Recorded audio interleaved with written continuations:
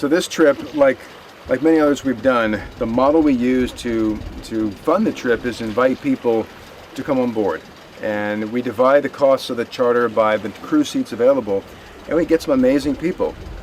Valerie owns a company that sells biodegradable beach toys, the first in the world like it. An amazing solution to the problem we're faced with here. We have another fellow, Michael Brown, Packaging 2.0, that wants to revolutionize how we see petroleum-based plastics, PET and PE, really close the loop on production. We have another scientist, Hank Carson, on board, who studies the way trash moves around the Hawaiian Islands and the kind of organisms that live on trash. We have other artists and educators on board. We have two young men, the Water Brothers, who have a series on television in Canada looking at water issues globally. So the kind of people here from all walks of life come here, they bring their diverse experience to this one expedition. And the kind of networking, the exchange of ideas, you never know what comes from this, the kind of partnerships that can grow. And that's what I enjoy about these expeditions as much as the science work that we do. We're in international waters, picking up trash that belongs to no one. It's the ultimate tragedy of the commons. And we've seen this in well over 400 trawls we've done around the world.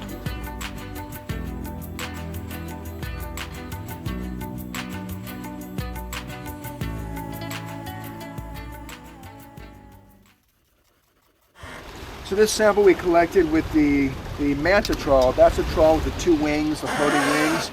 It goes really slow, it gets a really good sample quantifying how much area. So this is manta trawl sample number 18. And get some good descriptive data on exactly what is, so this data will take it to other NGOs, to policymakers, to the public. We can offer some solutions, but our role here is to bring this to life. And it's the ultimate case of out of sight, out of mind. There's no one here in the ocean right now besides us looking at the issue. There are others in other parts of the world, but no one's been here in about 25 years.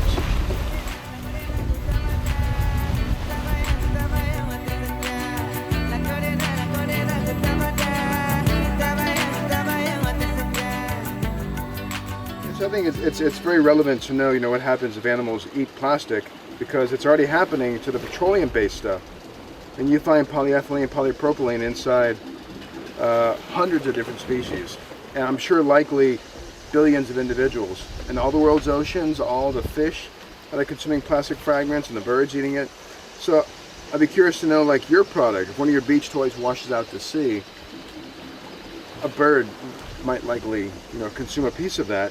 Because you do find, for example, on Midway Island, the stuff washed ashore has been bitten by animals. And on one specific beach, in Camilo Beach in Hawaii, Hank Carson, a colleague of ours, has found that 15% of the plastic washed ashore has bite marks on it. Often the effect of our plastic consumption goes unseen in the ocean. What we have discovered is that there is an undeniable effect which is now well documented.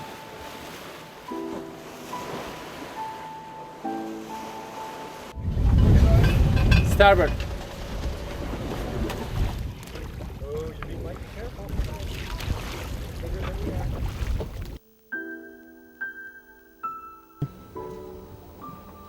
If you can imagine, over decades of the ocean moving around, bumping things into each other, some of it's going to get tangled. We found 2 toothbrushes just from paddling around. There are broken bits of crates and buckets, an old pill bottle that Hank came across, and several fish.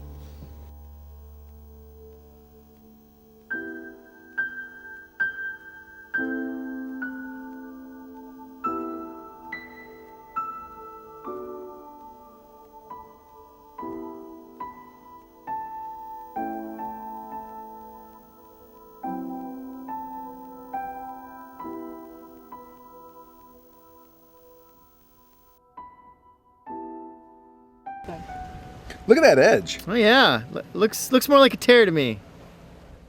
You have in your hand there. So Alex just found this guy, which looks to be like the last larval stage of Planes.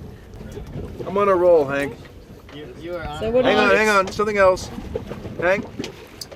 Shrimp? Oh, that's beautiful. Isn't that cool? Oh, that's awesome. So far we found more frogfish and a ton of crabs, and it's pretty devastating because we have a lot of wildlife in here, and they've made this raft their home, and it's an ecosystem that shouldn't be here, so it's pretty heart-wrenching. Look at that.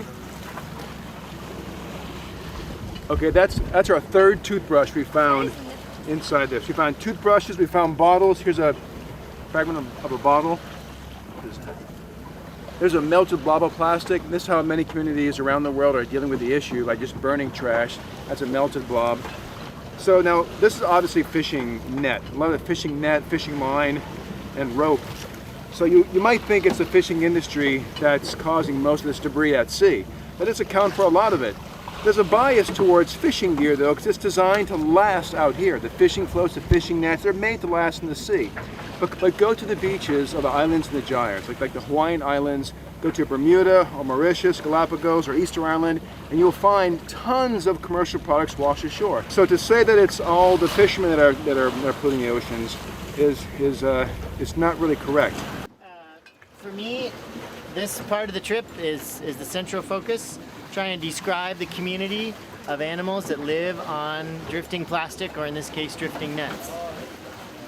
We're piecing through the net ball on deck and just trying to sort out all the different species, and I'm trying to process them here, get them in different jars so they don't eat each other.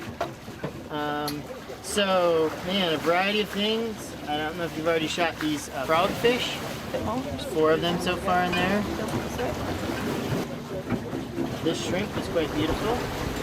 Rodrigo will hopefully give us a key on that one. He had an idea already, but we'll see if we can look it up.